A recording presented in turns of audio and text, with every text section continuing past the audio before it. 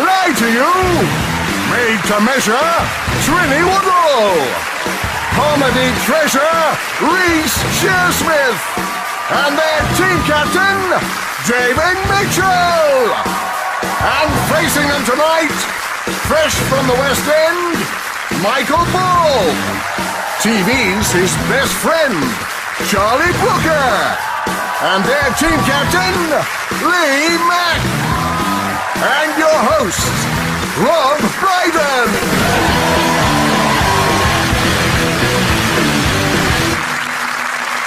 Good evening, and welcome along to Would I Lie to You, the show all about lies and lying. Now, according to research, the most common lies are about affairs and money. So, men, if you do spend the night with another woman, don't make things worse by lying to your wife about how much she cost.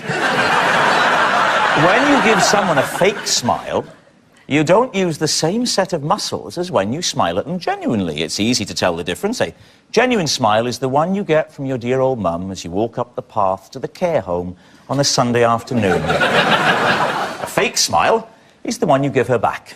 And so, to round one, Home Truths, where our panellists take it in turns to read out a statement from the card in front of them, and to make it particularly difficult, they haven't seen the card yet, so they don't know if it contains a truth or a terrible, terrible lie that we've made up for them.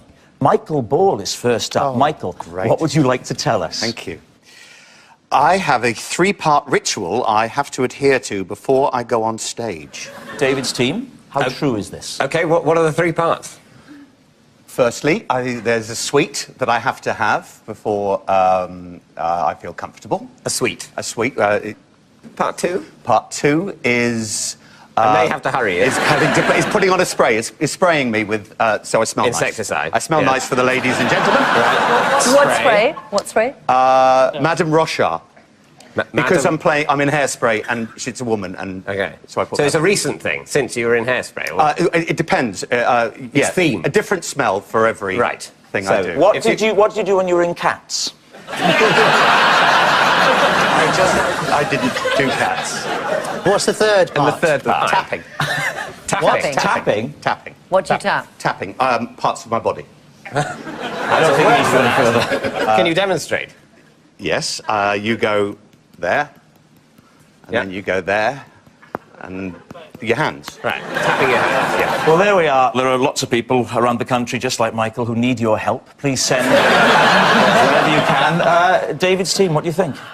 This thing about tapping, I know about tapping, and you started doing it correctly and then you stopped because I thought, are you giving too much away if you continue tapping correctly? He didn't even do this. This is where doctors do it. It's probably not. If you have a lung disease. To be fair, Reece, he's never claimed to be a doctor, I think. Well, there was the once, but... That was to get you to the next stage, isn't it? The perfume for every character you play in musicals. No, I wouldn't have thought so. Yeah, but it could That's be... what you're saying. No, I said for this character. Yeah, you're right. Madame Rochtat, whatever you called yourself. Is it real? Yeah, but it's not one you'd associate with Hairspray. I'd associate Charlie or something with Hairspray. He does that in the dressing room as well, Those were the old days. My feeling is that it's a lie at the moment. I think he's telling the truth. So you're drifting, When pushed on the towards fingers, a lie? it was too vague, yes. Well, it's 2-1. We reckon it's a lie. You're saying it's a lie. Yeah. OK, Michael, what is the answer? It is, in fact, the truth.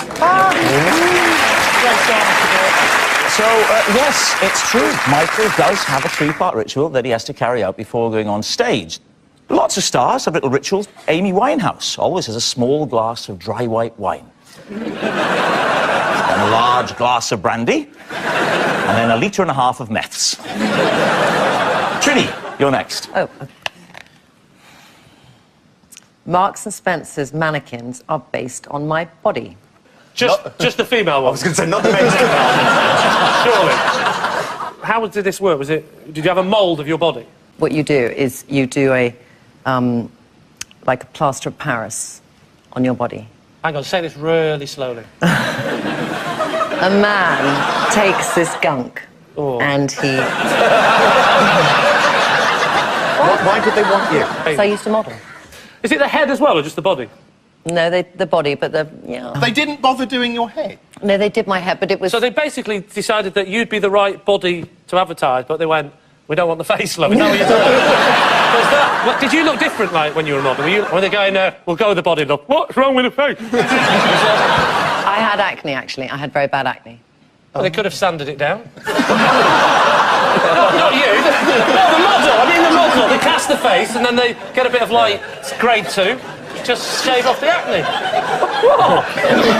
Does it hurt when they peel it off? Is it like, you know, when you pull a plaster off quickly? Is it Before like they put on the plaster of Paris, you're wrapped in saran wrap. But then you'd get all the lumps, wouldn't you? No, from you the don't. saran wrap? I tell you, I've had it done a few times. You do.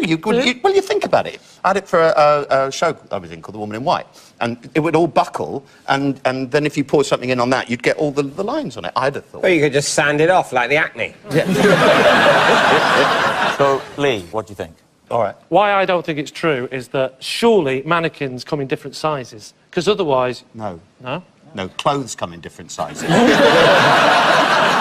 they put the right size on the mannequin to make them look as attractive as they possibly can. I love boys discussing fashion. Wait, you got... Oh, hang on, Charlie's off. You got cast before, didn't you? You were cast for a big set of fake breasts for a show, weren't you? No. That wasn't me. He was talking to David. Yes, I'm sure you got fitted for a prosthetic set of breasts for a In show. your fantasy, darling. God, did I dream that? Because if that would be your body. We think that that's a lie. OK, is it fact or fiction? You did it. You've got the experience. It is a lie. Marks and Spencer mannequins are not based on Trini's body. But it's true, isn't it, that Susanna did provide the inspiration for their large sacks of potatoes. Rhys, your turn to confess. For a summer, I worked at a funeral director's that offered themed funerals. What's a themed funeral? Give us an example of a theme. Well, you can have a medieval one. How does a medieval funeral work? You have it when you're 26.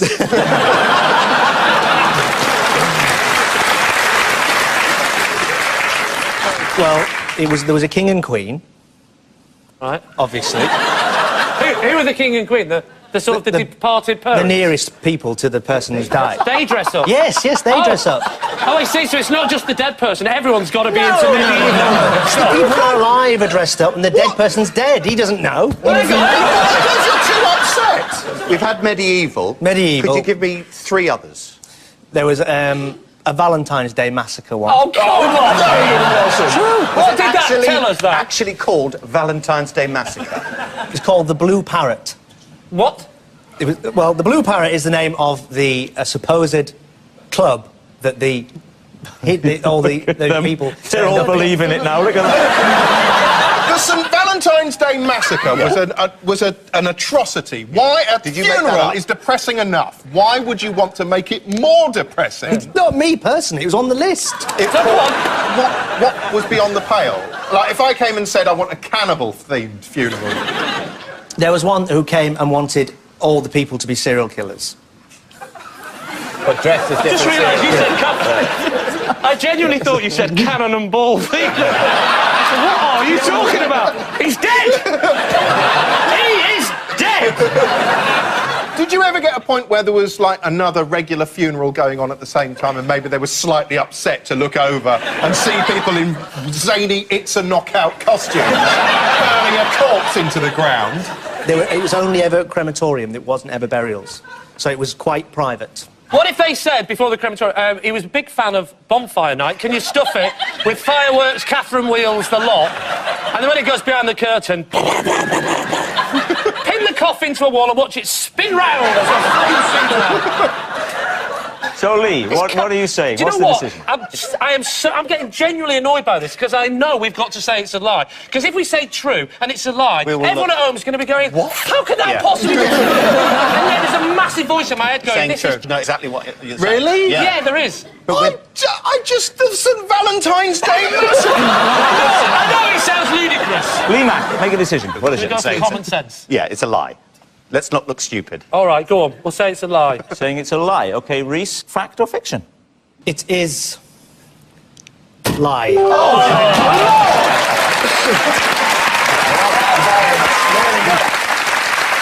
It is indeed a lie. Reese didn't used to work at a funeral director's that offered themed funerals. Actually, I plan to put my ashes, while still hot, in one of those council wheelie bins. That'll show them. Charlie Brooker, you're up next. For 6 years, I pretended to a girlfriend that I was partially deaf. Seems reasonable enough. David's team, what do you think? After how many years of going out with her did this start? Shamefully quickly. Was by pretending to be partially deaf how you clinched the deal early on? Are you saying I have to use pity to attract people? I'm saying you might have used pity. I'm not above it.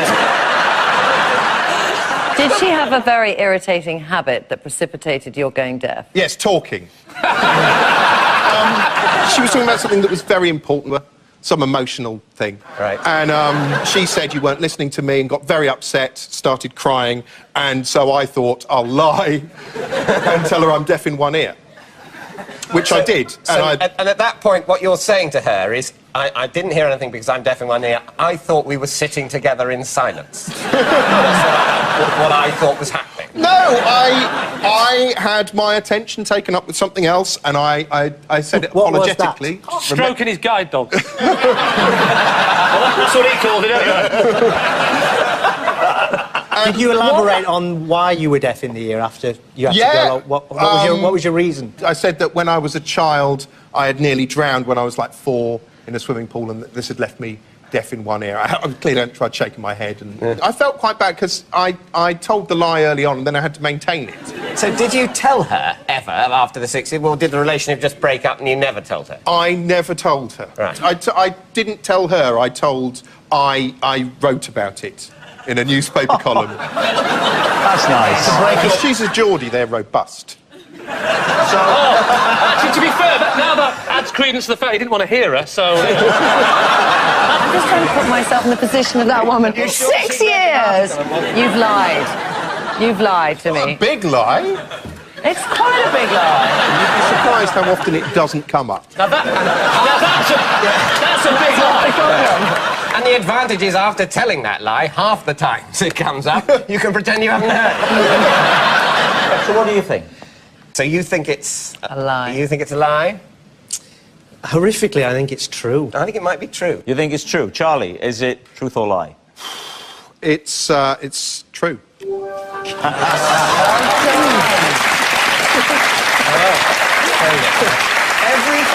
Everything that you just told us is true. Yes, I'm afraid. I'm afraid it is. And it was terrible. It was such a burden. Oh, poor you. Yeah. Well, the first time I introduced her to my parents, we're going down to meet them on the train. I suddenly thought, oh, God, she's going to mention the... And so I had to turn around to her and say, don't bring it up. My mother blames herself. And... I didn't want to lose her. I was desperate. Having told this terrible lie, I was locked into it. I daren't tell her I was going to... Can't you see that... Don't you find that moving? You, cold-hearted monster! I'm not having this! You can't call us cold-hearted. You've lived People a make 6 year mistakes, life. David! Yes, and for which they must be punished. So yes, it's amazingly true. Charlie did pretend to a girlfriend for 6 cruel years that he was partially deaf. Ironically, like all his other girlfriends, she was partially sighted. Our next round is called The Ring of Truth. I'll be offering the teams some bizarre celebrity facts, but are they true, or did we get them from Wikipedia? Lee's team, take a look at this clip.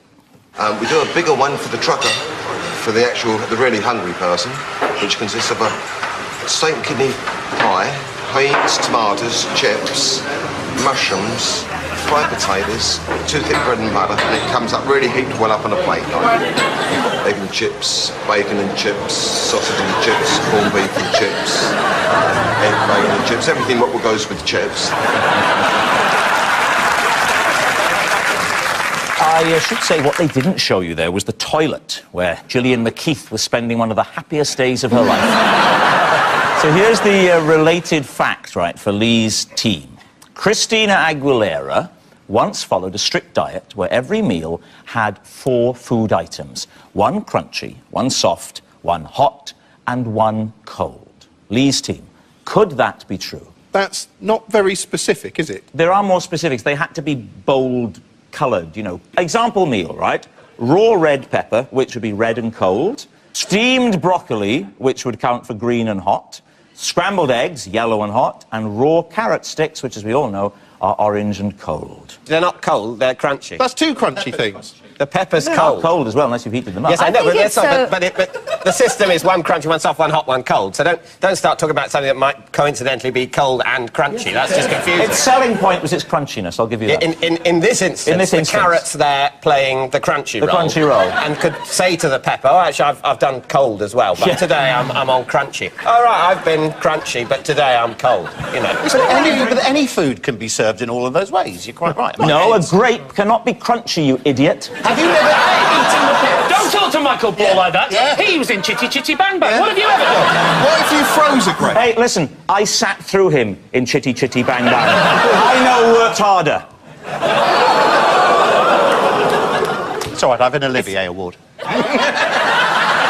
Lee's team. I think it's true. Because that's the sort of stupid thing that people like her do to give their life some purpose and meaning, is come up with a set of arbitrary rules, something for them to think about while they're sitting on their thin arses.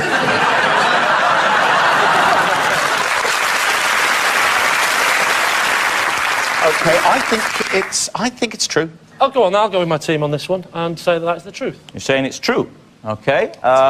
It is true. Oh.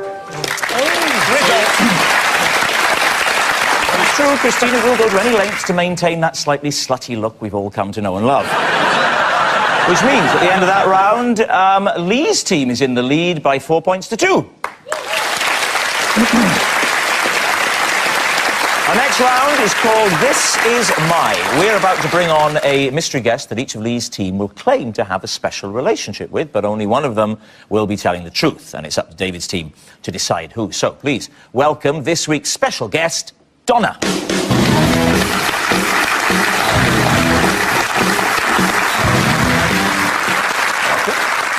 So, Charlie first, what is Donna to you? This is Donna, who's teaching me basic home maintenance.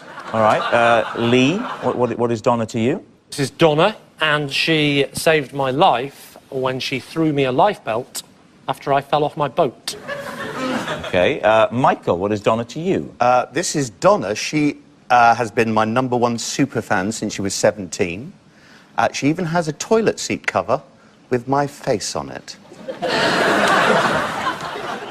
Michael has a fan. David's team, who would you like to start with? Michael, when did you start your relationship with your fan? I have a relationship with most of my fans. How did you get to know Donna? Yeah. I've seen her at the front of crowds of audiences that have come and waited at stage doors, and you sign autographs and you stop and you have a chat. Some shows only Donna turns up. Only Donna is there. So what makes Donna your #1 fan? Well, a number of things. I released a charity single, and so she went and bought them all in a shop and then sold them on at her school. Isn't that illegal? Open-air concerts, she'll always try and be the first down the front, so she'll go into training prior to the gig so that she can get there first. Do you have, like, a #2 fan and a #3 fan? Well, it's no, everyone's #1. Charlie, what sort of home maintenance tips are you being given? Very, very basic ones. My home's a mess, and I'm not very good at sort of maintaining, you know, looking after anything in my house. So an ex-girlfriend paid for me to have these lessons where I basically learned... It's basic stuff. Do you mean like how to change a plug? Yes, well, yes, that was one of the first things we did. Yes, Right. I've only, to be honest, I've only gone 3 times, and Where do you Gone go? where? Where did you go? Gone where? Yeah. She It's just comes in a to you, community you said. centre down the road. Are you doing it for a magazine article? No. So- No, I'm doing it because I'm a pathetic human being. Charlie, what is the first rule of Home Maintenance Club? You don't talk about home maintenance. Lee, tell us the story of your boating trip. Where was the boat? The boat was on the River Thames. Were you by yourself? Well, I was actually with my dog and one other person. Why does the dog come first? What? Right. Why does the dog go first? That's exactly what my wife says. Right. Why do you introduce me like that all the time? This is my dog Pickles and one other person. Who was the other person? And my wife. How fast a boat is this? I'm not a boat Well, expert. it's a twin-engine, 28-foot Furline Sun Fury, and as we all know, they can go up to 45 knots, but on the Thames, as we all know, you can't break 6 knots. Just to give you an idea of how fast 6 knots is, if someone is walking beside you and you wave to them, you're committed to it for about 2 hours. And how did you fall in? Well, I was actually trying to go round the side of the boat to undo the gas canister at the front so we could make a cup of tea, and I went down the side and slipped. Why didn't your wife try to save you? Yeah. Can't swim. And what's Donna got to do with it? She hasn't appeared yet in this story. Yes. Well, Donna was on another boat coming the other way, and I slipped in, and then she just threw me the ring. And she did So what? your wife, because she can't swim, also won't throw you a life belt. So what do you say? What is she? Trini. I think when Donna came in, the only person who didn't look at her was the guy in the middle. His name is Lee Mack. Yeah. Trini! He's a popular Trini, comedian. will you stop treating me like staff? No, I can't decide between Michael and Lee. I don't believe Lee would go boating very much. And, Why wouldn't I go boating very much? Just doesn't Well, suit you. Why? All right, then she saved me when I was trying to chase after a whippet. Reese, do you have any suspicions which way this should go? I think that Lee is telling the truth. you think Lee? Yeah. Okay, that let's your go answer? with Lee. Okay, Donna, would you reveal your true identity? I'm Michael's #1 fan.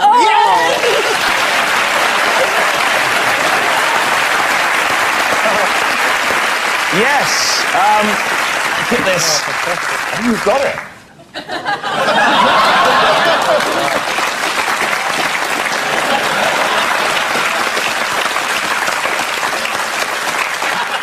We say congratulations to Donna, and thank you very much indeed for coming, Donna. Thank you.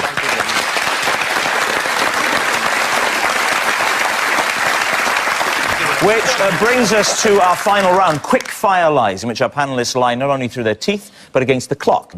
David's team are currently behind, so we're going to give them one last chance to catch up, starting with... That's David. 3 members of the cabinet subscribe to my Twitter feed. Please explain for some of the less with it crowd what a Twitter is. Well, Twitter is a website where you can essentially leave messages of up to 140 characters. All right. Okay. And no longer. Okay, Lee's team. You made it sound so dynamic. I can see why it's so popular. I can't, Why did you sign up? because someone on it was impersonating me. What? Someone on Twitter was pretending to be me and putting messages on it like going to Peep Show production meeting, everyone there is an arsehole, which I did not wish to be published under my name. And who are the cabinet ministers? They are Andy Burnham, the Culture Secretary, Alistair Darling, who is the Chancellor of the Exchequer. Can you say Exchequer like that again? Chancellor of the Exchequer. And Alan Johnson. If this is true, is it any wonder the financial crisis we're in? How many followers do you have? About 27,000. What sort of information would you be giving that's so interesting that they're going to sign up to follow you, of all the people in the country? I think you can follow more. That sounded really confrontational. You really are full of nasty... He's a very popular young man in the current entertainment scene. And a lot of people enjoy his work and they want to get close to him and they follow him. He's been on Question Time. He's been on Question Time, I'm a major Charlie. political force, Charlie. Wait, let's have a guess. It's a lie. I That's think a it lie. could be true, actually. I think The it whole could be team true. are It's a lie. If anybody is talking through the internet to cabinet members, it's Dave Mitchell. He's not talking. I'm on there. He doesn't really say much. Frankly, you're boring on there. I think it might be true. Are you saying true?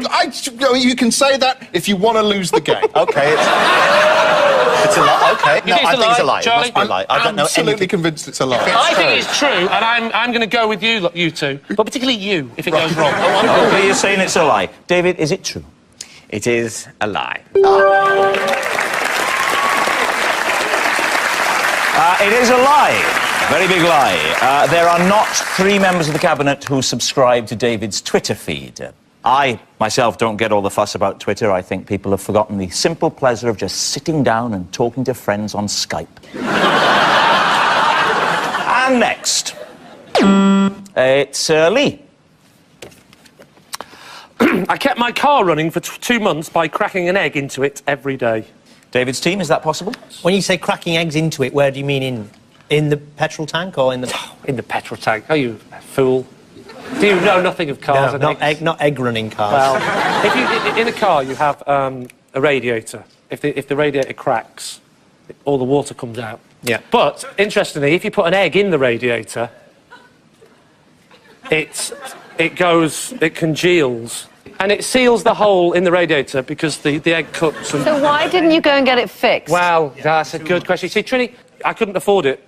So I thought, it's about 150 quid to get the radiator replaced now. It was my first car. So the eggs must have cost you 100 quid. No, they weren't free range, darling. No. I'm talking really cruel eggs. Did you do an egg a day? Cruel and cheap, they used to be called. Did you do an egg a day? I can pump out 50 a day was the advert. Who needs to move his head? That's where the advert... Who needs to move his head? 50 a day, that's me. So what do you think? Is it true or is it a lie? Can't be true. What do you think? I think it's a lie. Okay, lie. You're saying it's a lie. Lee, tell us the truth. It is, in fact. Oh, yes. It's very true indeed. Lee Mack's motto is if there's a job worth doing, it's worth doing haphazardly with some farm produce. And that noise signals time's up, and it's the end of the show, and I can reveal that. Tonight's winners are Lee's team by a massive 9 points to 2.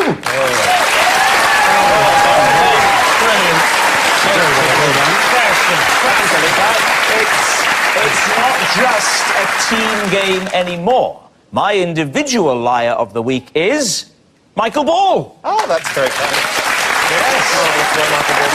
Michael Ball, whose biggest lie prior to tonight was love changes everything. I can tell you from experience, Michael, that what actually changes everything is having your girlfriend come home to find you prancing around the bedroom in her underwear. Good night. Stay in step with Strictly from your mobile. Get the very latest news, scores and dances wherever you are. Just go to bbc.co.uk/Strictly from your mobile. Oh, and bookmark it. Thank you. Coming to BBC One with his fabulous new show, Graham Norton, next Monday at 10:35.